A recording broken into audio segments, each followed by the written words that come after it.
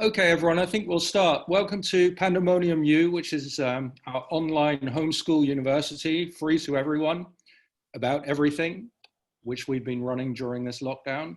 And if you are not on our mailing list and you want to be, then send an email to pandemoniumu2020@gmail.com.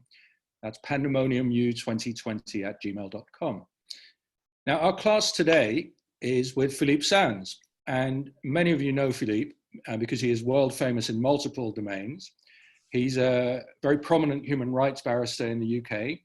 He's been involved in all sorts of important human rights cases in recent years, including Pinochet, the Congo, Yugoslavia, Rwanda, Iraq, Guantanamo, and now he's working on the Rohingya case. He often appears before the International Criminal Court and the court in The Hague. And he's also a professor of law at University College London and professor of English Penn. But he's here today from London, from his secret hideout in London, in his function as a writer. Many of you will have read his extraordinarily and rightly successful bestseller, East-West Street, which is really about how human rights as we know it started in what's now the Ukrainian town of Lvov, where Philippe's family came from, just after the Holocaust. And that book won multiple prizes, including the Baillie Gifford Prize and the Prix Montaigne. And now Philippe is here to talk about his new book, The Ratline, which I've just read with enormous excitement. And it's about a Nazi war criminal who at the end of the war is trying to escape from Europe. And Philippe, using his detective skills from his legal experience, tracks down exactly what happens to this man. Welcome, Philippe. Before we turn over to you, if you want to see Philippe talking, if you want to see the active speaker, if you go to the top right of your screens, you'll see a little bar, a rectangle, then two rectangles on top of each other. If you click the middle one, the rectangle, it will show the active speaker video, so you'll see the person speaking at any time. I'll turn over to Philippe. Thank you very, very much for being here. This is your first talk about the Ratline, so we're doubly honored. Philippe, take it away.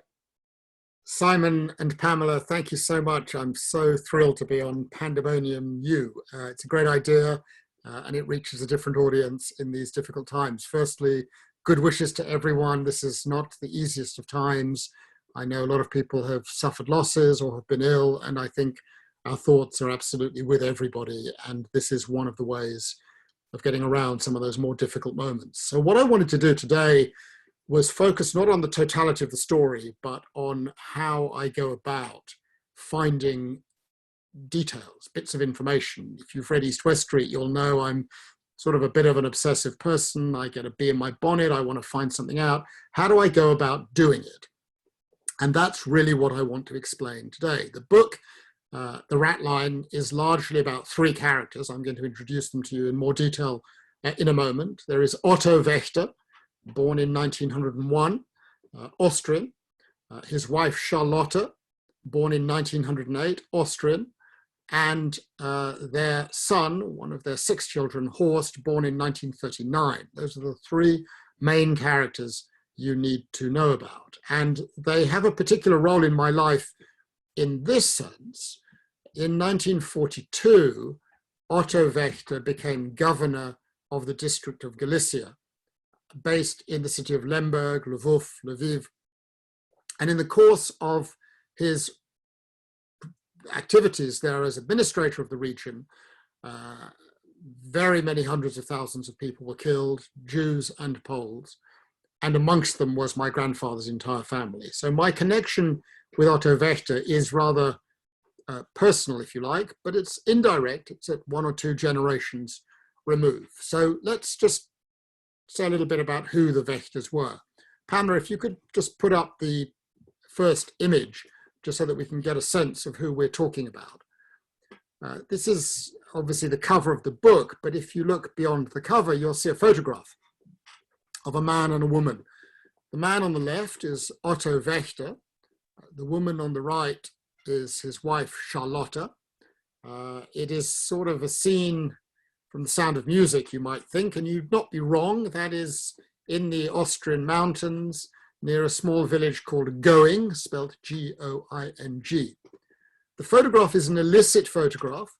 Otto Vector was on the run at that moment. He had escaped at the end of the war, and he was looking for a place to go, and he went into hiding.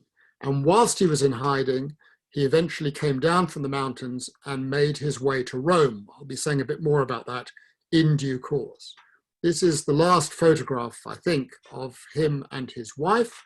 It is originally a black and white photo. It was colorized by the wonderful designer at Weidenfeld and Nicholson, who are my publishers in the UK, and I think they've done a rather nice job. So that photograph, an illicit photograph taken in 1948. Pamela, if we could go to the next photograph, we're going to go back 4 years and look at an image, if you like, of the family taken a little time earlier. This is in 1944. The photograph is taken at the railway station in a small town that some of you may have been to, called Zell am See. You see Otto Vector here on the left in his full SS uniform, with the death's head, death's skull on his cap, signifying his seniority. He was, I think, at this point either a Gruppenführer or a Brigadeführer. I don't remember the exact date. It changed. And to his left, on the right, as we look at the photograph, the same woman, if you like, from her perspective, in rather happier times when they were in power. What was the road to this photograph? Wächter was a lawyer. He went to the University of Vienna Law School. For those of you who've read East-West Street, you'll be astonished that he entered the law school at the University of Vienna at exactly the same time as Hirsch Lauterpacht, who would invent the concept of crimes against humanity. That was 1919. He qualifies as a lawyer, and 10 years later he meets in a railway carriage a young woman, 20 years old, Charlotte Bleckmann, the daughter of a steel magnate. And they start courting, and 3 years later, they get married. They live together. She is pregnant. She bears him a first child. That's in fact the catalyst for the marriage. And not so long after, life changes. I'm not going to take you through the whole story. He is an early Nazi. They are both anti-Semites. And politically, he gets very involved in the National Socialist Party in Austria, for whom he works. He becomes involved in the killing of the Austrian Chancellor, Dollfuss, flees to Germany, comes back triumphantly in March 1938, following the Anschluss, and stands on the balcony with Adolf Hitler of the Hofburg when Hitler comes to Vienna on the 15th of March 1938. So we're talking about real top-table individuals. He gets a number of postings, first in Vienna, then in Krakow, where he is responsible for authorizing the construction of the Krakow ghetto. And then in 1942, he's posted to Lemberg. He stays there for 2 years, oversees the final solution, working closely with Heinrich Himmler, who is his mentor. And in 44, in the summer, the Soviets reoccupy Lemberg. It becomes once more Lvov, and he leaves, first for Berlin, then for Italy. On the 9th of May 1945, he escapes and disappears off the face of the earth. And we'll come back to that later on a little bit in the story. Philippe, can I just briefly ask you about the children, because they play quite an important role in your story? Indeed. And there are 2 children in this photograph. On the right, one of Horst's older sisters, I think it's Traute, who is named, I think, after one of Otto Wächter's girlfriends. Charlotte would get her back on her adventurous husband by naming at least one child after one of his secret girlfriends. But the little boy on the left, 4 or 5 years old, is Horst, who of course is the one that I've come to know in much later years. If we could now go to the next photograph, and we're going to go back in time 5 years. Here is a letter. And what I should say is the reason that I was given all the correspondence is thanks to the generosity of Horst, who in 2015, when I had come to know him in the context of writing an article for him for the Financial Times about a profile, and then we made a film together, a BBC documentary, which some of you will have seen, My Nazi Legacy. some point in the making of that film, which I describe in the book, he offered me access to the entire family archive of his parents. And the book, The Ratline, is really based very largely on the letters, the diaries, the reminiscences kept by Charlotta, who was herself an interesting person, not highly educated, but highly artistic. She studied with Joseph Hoffman. She was designer of fabrics. She had a very good artistic eye. That comes out at various points in the book. So let's talk a little bit about a letter and how you discover things. This is a letter, as you can see in the top right-hand corner, that is written on the 17th of December, 1939. It's written from Krakow, from the Potocki Palace. And on the left-hand corner, you will see that it is sent from the office of the gouverneur, the governor, Dr. Otto Gustav Wächter, who is an SS Brigadeführer at the time. He is the governor of Krakow. Now you'll have noticed the handwriting is not so easily legible. The letter is in German, so if you don't read German, you definitely won't be able to read it. But it is, even if you can read German, not the easiest of handwriting. Imagine that I and my wonderful team of research assistants, James Everest, Lea Mein-Klingst, and others who worked for 4 years on deciphering this correspondence, had to spend an awful lot of time going through it. So the first thing you do with a letter like this is you transcribe it. And if we could go now to the next image, you'll see that that is what the letter actually says in German. And it's obviously much easier to read once you've got it like that. And you will see second paragraph, it says 2 Seiten, second side, Ich muss morgen wieder 50 Polen erschießen lassen. And that is the line that is of interest. The next thing that you do is you get that all translated into English. You can begin to imagine that with thousands of pages, this is a hugely time-consuming exercise. What happens? So let's go to the next. 17th of December. Oh yes, let's go to the next image and let's hear what these words say from someone who will, I think, be a little familiar to you and who has very kindly done the audio book with me of the Ratline. 17th of December, 1939. Dear Chumchen, many thanks for your lovely... Oh, it seems to have stopped.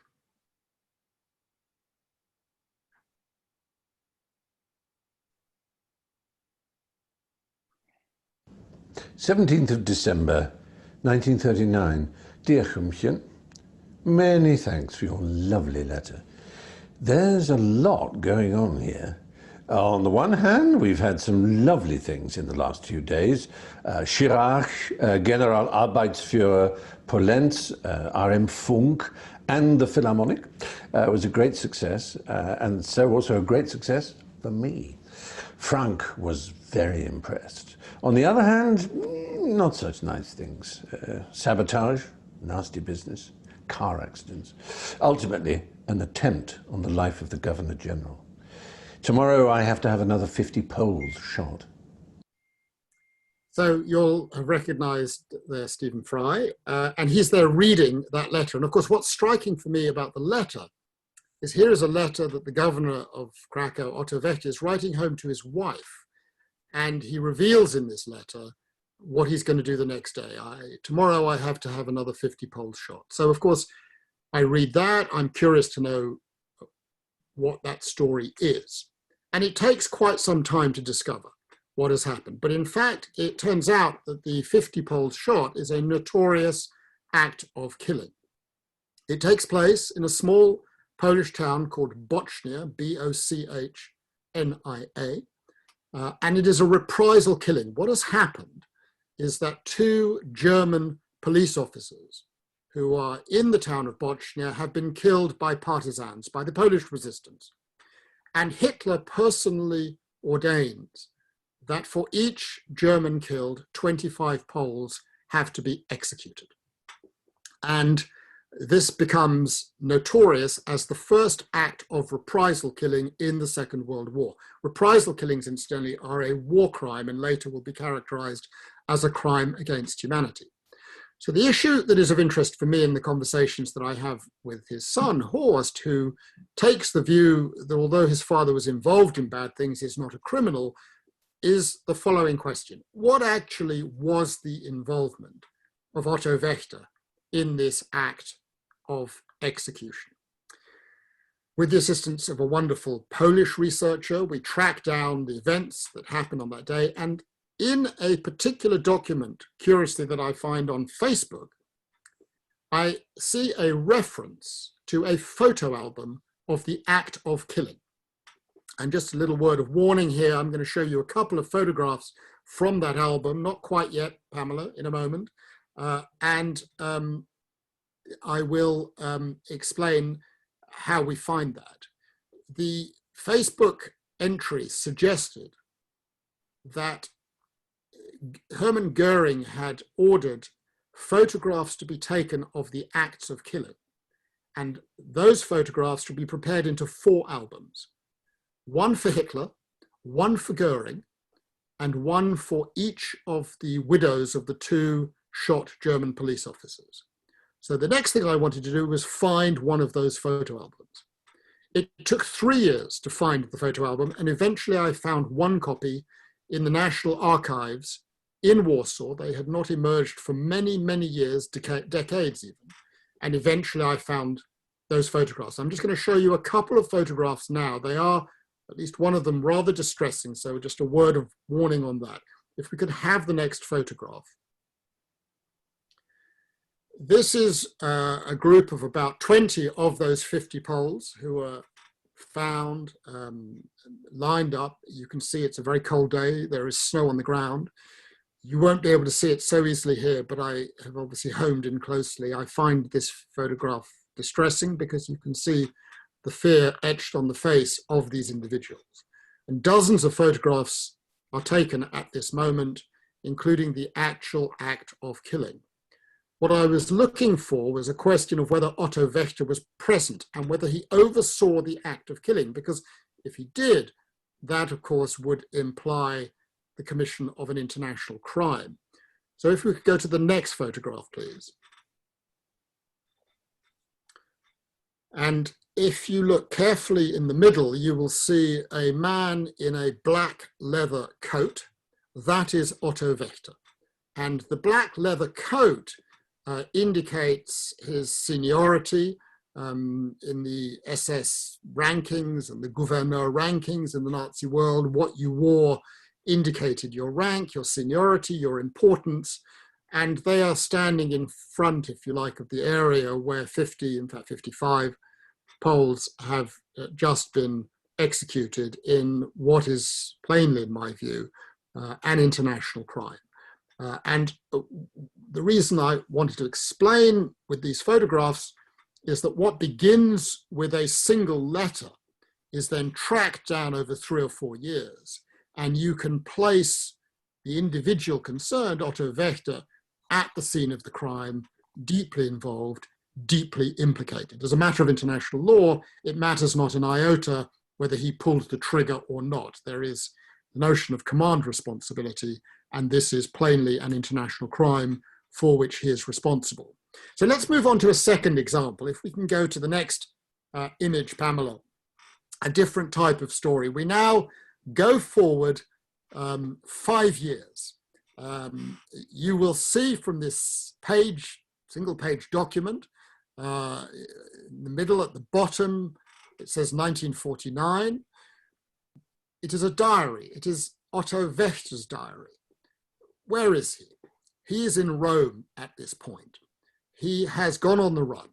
On the 9th of May 1945, he was already a man indicted for mass murder in Lemberg and also in Krakow. But unlike many others, he doesn't commit suicide and he's not caught. He escapes. And one of the things I tell in the Ratline is the story of how he escaped and what he did. And it's a pretty remarkable story of how he evaded justice for 4.5 years. In the spring of 1949, he ends up in Rome. He has a pseudonym, Alfredo Reinhardt. He keeps a diary, he keeps papers, he writes letters to his wife, and his wife writes to him. And access to all of those papers is of great significance in understanding how someone who was trying to escape did escape. Who did they know? Where did they live? Where did they hide? Who helped them? What exactly happened? At this point, you see in the bottom left-hand corner, it says Juni, Juli, June, July, and in the top right-hand corner, Samstag, Saturday, and then the number 2, Saturday, the 2nd of July, 1949. And this is an absolutely crucial moment. He is trying to get to Argentina on the escape route known as the Ratline. And if you look at the diary carefully, you will see for the entry for Saturday, the 2nd of July on the right-hand side, there's a sort of squiggly set of numbers. And then at 8 o'clock, there is a single word written in pencil in Otto Wächter's hand. The word is Giovanni. But of course, since Wächter is on the run, in his diary and in all of his letters and in Charlotte Wächter's letters, they never mention people by their true names. By the point we get into real detail in looking at this diary, we know this is a pseudonym, it's a false name. And we want to know who Giovanni is. So how do we go about finding out who Giovanni is? We go into the letters, and if we could go to the next document, please, Pamela, you will see now a letter from Otto Vector to his wife Charlotte. Again, the writing is almost unreadable. He is actually at this point seriously ill, and so his writing has degenerated. But in the top right-hand corner, you'll see the numbers 4749, 4th of July, 1949. It's 2 days after the diary entry. So once again, with the help of James and Leah, we transcribe this and we then translate it into English. So let's go on to the next document and look at what it says in English.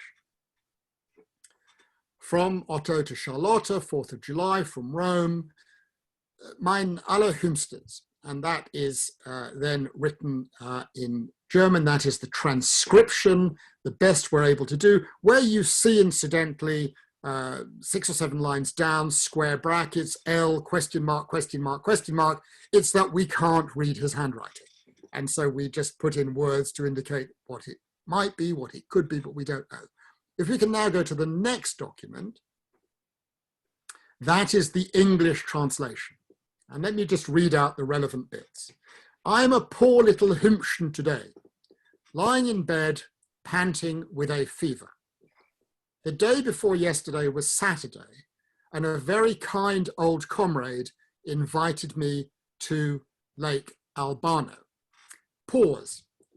A very kind old comrade. He never actually mentions who the name is, so we don't know who this person is. But there's a clue.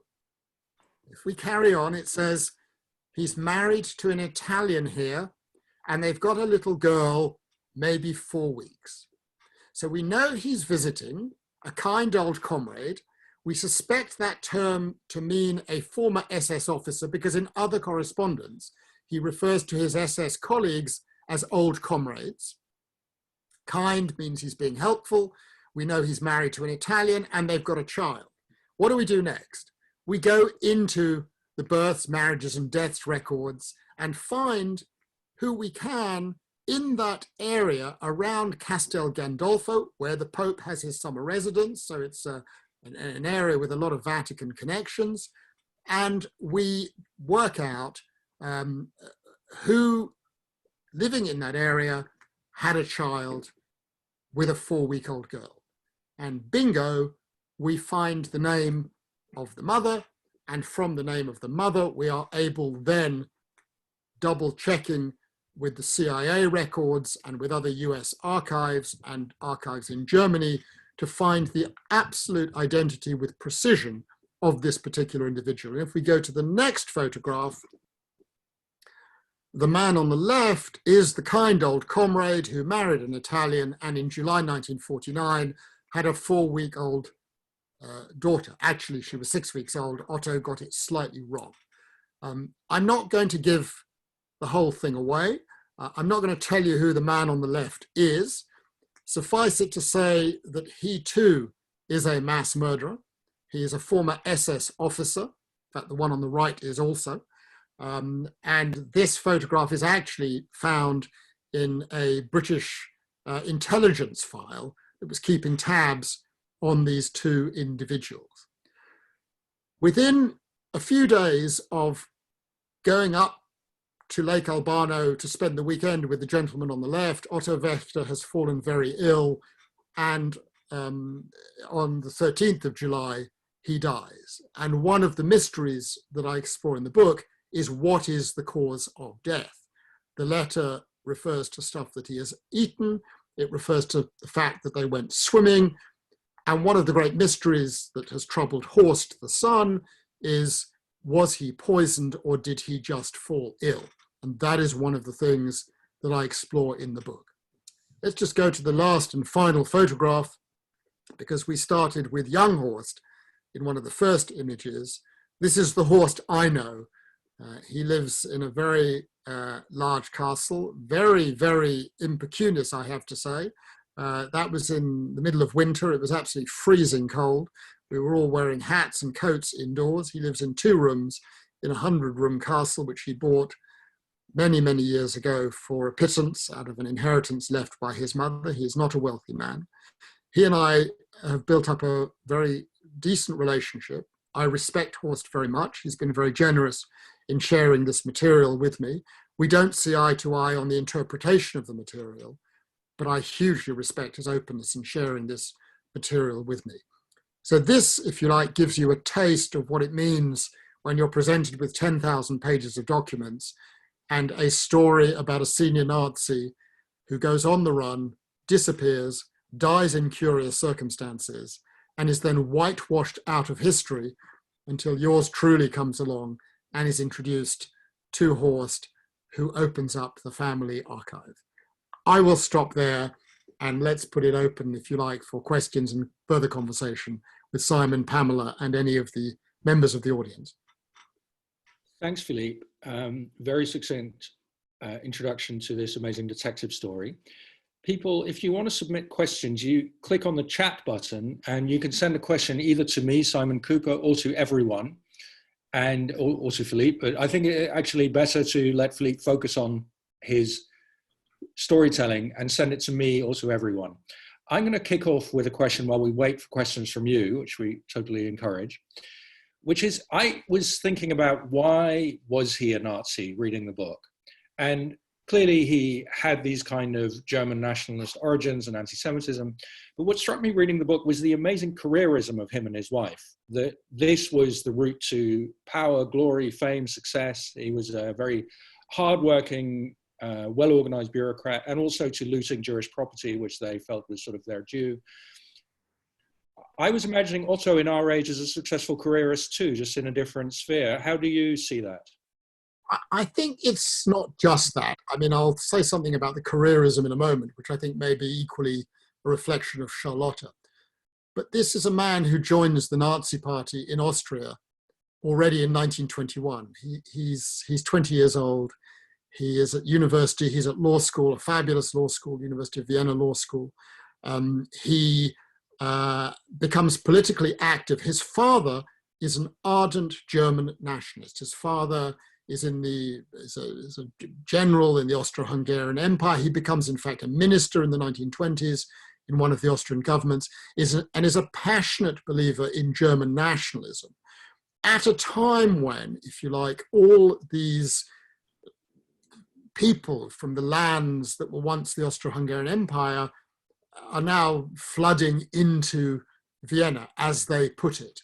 And these people include a lot of Jews, Ostjuden, Eastern Jews who are coming in from Galicia, moving into Vienna, and they are not popular. They're not popular because they're coming from elsewhere. They're not popular because the teachings of the church, I think, have encouraged a form of anti-Semitism. But the point is, even before he's interested in his career, Otto Vector is an early member of the Nazi Party. Indeed, there are, riots and demonstrations in the early 20s He goes on anti-Jewish protests, he attacks Jews, he breaks windows, he is in fact, he commits a crime and is sentenced to a short term of imprisonment for attacking Jews. So this is well before he's into the career path. But if you go further into the career path, there is a moment in 1938, so we go forward about 15 years. He's been away from Austria for 4 years. He's been working for the SS in Berlin, actually in the same building as Heydrich and Adolf Eichmann and Heinrich Himmler. So he's entered, if you like, the magic circle of top power in the SS. And he comes back to Vienna on the 15th of March, 1938. And in that context, he stands on the balcony with his wife right next to Hitler. I mean, Charlotte writes, I was 1 meter from the Führer. So they are really right up at the top table. The Führer leaves, they descend down the large marble stairs inside the Hofburg. And at the bottom of the stairs, Otto turns to his wife and says, so my darling, should I carry on with my legal practice or should I take a job in government and work for the new Nazi administration? And Charlotte green lights work for the government. She's not interested in the money. She's interested in the principles, in the power, in the politics. She wants to be at the top table. And they proceed to have an extraordinary life at the top table, in which they acquire all sorts of properties, and he gets involved in many dastardly acts. His first job is to remove Jews from public office in Austria and in Vienna.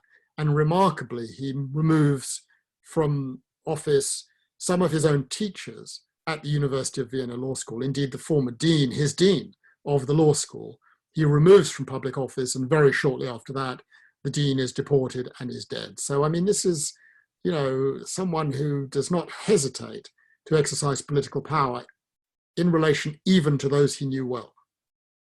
Philippe, we're getting a couple questions about the opening of the Vatican Archive and whether that might be shedding more light on the Ratline. And Rachel Donadio asks, what burning questions would you like to explore in that archive? Well, that's a very interesting question. One of the things, again, I'm not going to give away everything, but you'll have read some of the reviews, and so you're aware of the story, that when Otto Vector arrives in Rome, he is assisted by a number of people. One of the people he is assisted by, he refers to in a letter to Charlotte only as the religious gentleman. He never gives his name. The religious gentleman turns out to be a very senior Austrian bishop in the Vatican. Indeed, it is the bishop who has helped Mengele and Klaus Barbie and others to escape to South America. His name is Bishop Alois Hudal. He is well known. And one of the big questions that is yet to be resolved is whether Bishop Alois Hudal, who was the rector of the Anima Institute, part of the Instituto Teutonico in the Vatican, so top table in the Vatican, was he a sort of lone rider, or was he getting help from people at the top in the Vatican? And in particular, was he getting help from Pope Pius XII? And the evidence on that is mixed. And I deal with that a little bit. It seems there was a little bit of financial support for Hudal, but he was generally working, if you like, off his own bat. But we don't know. And as you know, as the person asking the question knows, on the 2nd of March, the Vatican Archive, the secret archive as it's known, of Pius XII was opened. But it was only open for about a week before coronavirus struck, and all of the researchers who gained access to it obviously had to leave. One of those researchers is someone who helped me greatly in the book, Professor David Kurtzer from Brown University. Some of you will have read his Pulitzer Prize winning book on Mussolini and the Pope, which is not about Pius XII, but about Pius XI, an absolutely remarkable book. And he's been in the archive, and he will no doubt in due course inform us. But of course, the $64 million question is, who knew what when, and who was helping Hudal? Not just in relation to the escape of senior Nazis who were being helped by Hudal and others. But the crucial questions of back in 1942 and 1943, what were precisely the relations between Pius XII and the Germans, the Nazis, particularly in relation to Jews in Italy and in Rome. And the record is mixed on that. It cuts in both ways. My own view is that it's not a story that is black and white. It's nuanced, it's shades of gray, much more could have been done, but it's equally not accurate to say that the Pope did nothing to help Jews. It's a much more complex and nuanced story. But now that that archive is being made open, I suspect a lot more material will come out. But of course, the story that I stumbled into when I got into the Roman days of Otto Vector was extraordinary alliances between, if you like, fascists, Italian fascists, the Vatican, and the British and Americans, who by 1949 had a new enemy to contend with. The enemy was not the Nazis and the Germans, the enemy was the Soviet Union and the communists. And that is the story into which Otto Vector fell in the summer of 1949. Philippe, we're getting lots of questions about Horst Wector, the son who gave you all the documentation.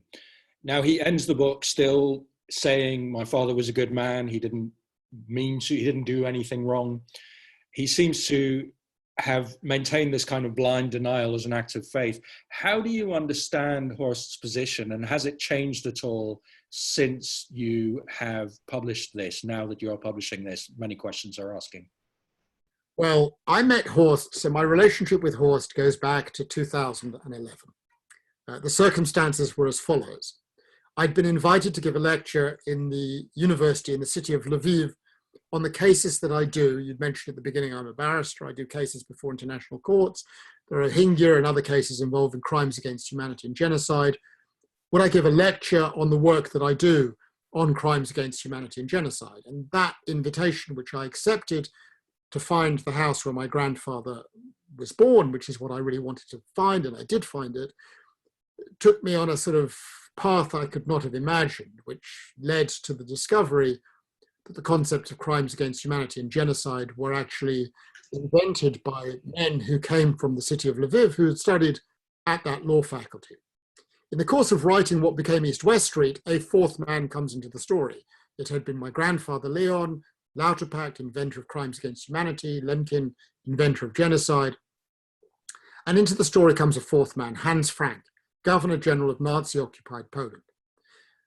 The way I do research, as you'll have told, is I leave no stone unturned.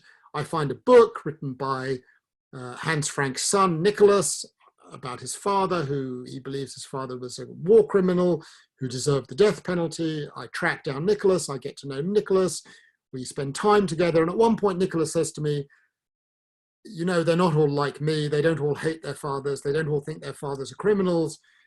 Some of them think their fathers were involved, but were essentially decent people.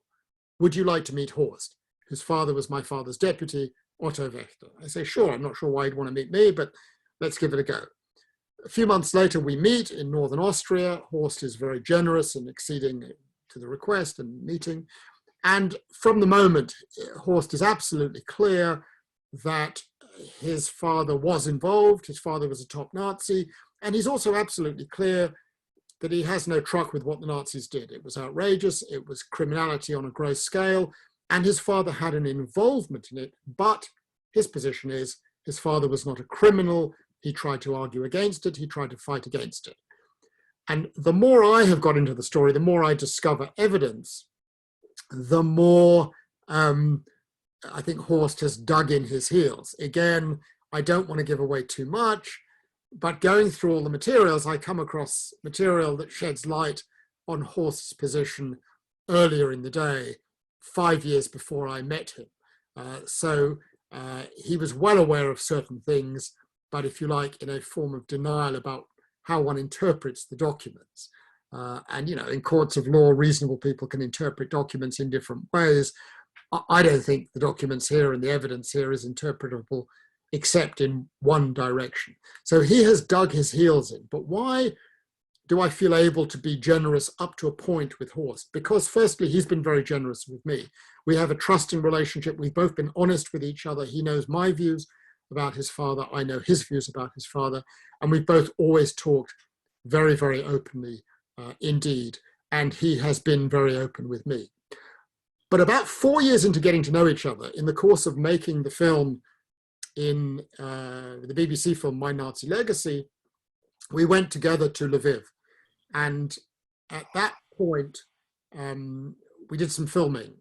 And in one of the films, he gave a lengthy interview and he described his birthday party, his 6th birthday party in April 1945, by which point he knew the war was coming to an end. And whilst giving that talk, whilst he was speaking about it, it was plain that he was in real pain. He was going back to a wound. As he says, I knew my whole world was about to collapse, my world of childhood. And in a sense, Horst, I think of too, as a victim of that period. He is not responsible for the sins of his father or the sins of his mother. He loves his mother. He wants to be protective of his mother. But he is struggling to hold together a world that collapsed. And I understand that, although I don't agree with his interpretations. How do you link this work in researching the Nazis to your own work now in researching, for example, the genocide in Myanmar? How is it all of one piece for you? Well, I suspect what is of one piece is why I went into the world that I did. Why do I do international criminal law? Why I do human rights law? It's got to be in some way connected to my own past, my relationship to my grandfather. I grew up in a family of silences where we didn't talk, we didn't know what happened, no one wanted to talk about what happened. And I suppose it's just been a long voyage of discovery, and that was the work that I started doing. And I've done, as you mentioned at the beginning, cases in many, many parts of the world, in Latin America, in Iraq, in Syria, in Congo, in Yugoslavia, in Rwanda. I mean, you know, I've seen too many mass graves. I've been involved in too many cases of mass killing. I wrote a piece in last weekend's Guardian where I alluded to a moment that I'd experienced back in December. Last December, we had a hearing at the International Court of Justice in the what's known as the Rohingya case, a case brought by the Gambia, of which I'm counsel for the Gambia, against Myanmar in relation to certain acts taken by the military of Myanmar against the Rohingya, the Muslim community in Myanmar, which the Gambia has characterized, along with the Organization of Islamic Countries, as acts of genocide. And the case concerns the question of whether genocide is committed. And remarkably, Myanmar's de facto leader, Aung San Suu Kyi, came and addressed the court as the agent, the team leader, if you like, of Myanmar before the court. And I sat just a few feet from her and I was watching her defend what seemed to me to be pretty tough material to defend. And I asked myself the question, why is she doing this? This is an icon. This is an icon of my earlier years.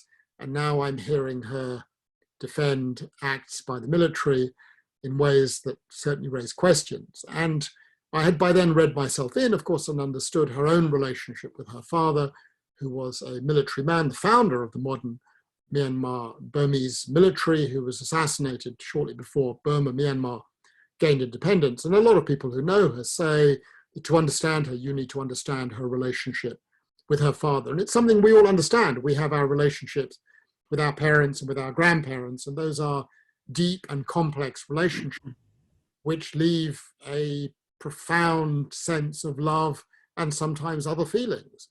And those feelings give rise to great complexities. And there is, understandably, in many, if not all children, a sort of sense of wanting to have a protective embrace. So I understand the desire of the son, that is Horst, to try to find the good in his father and in his mother. But of course, confronted with documentary evidence, which is truly appalling, one would expect at that point that instinct to confront the reality of the facts and to reach the conclusion that this person did truly terrible things, and to acknowledge that and to recognize that there are consequences for that. So yes, in short, I think the personal and the professional are very often interconnected, and in my case, they're certainly interconnected. We have a couple of questions about the archives from Patrick Weil and Juan Carlos Herrera. The American archives particularly are very important in this book. Can you say a little bit about what you got from there? Well, one of the things that I mean, the book's only just out, so no one will have read it. You've read it, Simon, but most other people won't have read it. These raise areas that I really know very little about. I find myself in the Cold War and dealing with espionage. So I go and speak to a neighbor who is an expert on espionage, and he explains to me how certain things happen. I come across... The neighbor we can say is John le Carré. I can say that because it's in the book. Yeah, it is in the book, and it happens to be the case that I have the great fortune of having a neighbor who can teach me a thing or two about espionage in the Cold War. He was there, as he told me, much to my surprise, based in Austria in 1949, so could talk from first-hand experience of his role in interrogating Nazis, not for the purpose of prosecuting them, but for the purposes of recruiting them. And that came as a bit of a shock. Many Nazis were recruited. And that led me into the American archives. And again, I do what I do when I'm preparing a case. I could spend years and years and years trying to work my way through the extraordinary American archives, or you can do what a reasonable and sensible person would do, which is to identify the world's leading expert on American archives in relation to the period 1945 to 50 and US engagement with Nazis, and do research through that person, approach that person and say, I need help.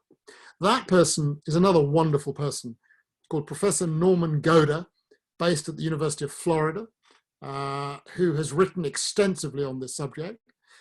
I emailed him. I said, this is what I need to know. He said, leave it with me. He went into the archives. He knows the archivists. Again, for those of you out there who are amateur sleuths, knowing who the archivists are is a huge plus. Building up a relationship of trust with the archivists, because you can cut through all of the stuff. They know where everything is. And Norm went off with his requests and came up with some material, not all of the material, but hundreds of files involving people in and around Otto Vector in Rome, all of which we plowed through. There was still some material missing. And the decisive material only came out right at the end. In fact, as you know, Simon, the book is preceded by a podcast, a BBC podcast called The Ratline, which people are free to listen to. It's a slightly different story because it doesn't have all of the detail. And because of the podcast, new material emerged. There were listeners who said, oh, what about this? What about that? Which caused me then to go and do further research. But the podcast then prompted Norman Goder to go and have another look. And he came up with the vital document, which of course comes up only right at the end of the book. I tell the book more or less in chronological real time as it happened. It starts in it's in double time. It's 2010 to 2019 and 1929 to 1949, two stories in parallel. But the American archives are literally unbelievable. And the story that emerges, I don't, again, want to give everything away. You learn in life that nothing is ever quite what it seems. And I was pretty stunned by the story that emerged from the Wächter files and the US files. One last question. How can you handle emotionally spending years now, 2 books in a row, as well as your professional work dealing with crimes of today, just dealing with this horrible, horrible material? How do you sleep at night? How do you detach from it? I'm a great sleeper. I've never had any trouble sleeping. I mean, my day job is dealing in large part with horrible and awful stories and horrible and awful people. And so you develop a sort of, coat that you wear that is protective. I've asked myself a lot of questions. I did extensive analysis when I was in my 30s, and that was enormously helpful. I'm a pretty robust person. I live in an incredibly happy family environment. I've got good friends, people I can go and talk to when I come across things that really trouble me. A lot of people are curious about how it is that I'm able to maintain my sort of sang-froid with Horst and not lose my rag, not get angry. And for the most part, that is the case. There are 1 or 2 moments where I do. But I think in part, it's a sense of professional training coupled with just having people around me who I can talk to, who can help me, and it doesn't cause any difficulty. And I think ultimately at the end of the day, I have met some pretty remarkable people. Horst is remarkable. In East West Street, there are some remarkable people. And again, I don't want to give it away, but other remarkable people emerge right at the end of the book. Let's just say the next generation emerges, and that is the light on the horizon. You know, I'm always looking for the hopeful signs. I tend to look on the bright side of life, and below the horror, there is always a silver lining. There's a way in which the light gets into the cracks and illuminates in a positive way. And I try to end on a positive note. And I think that happens in a sense in this book, because I think it says something. Two people from opposite sides of the story, which was a terrible story, are nevertheless able to maintain a civil and friendly relationship despite their differences. And that, I think, says a lot about Horst and about people around him and my life and my friends and family.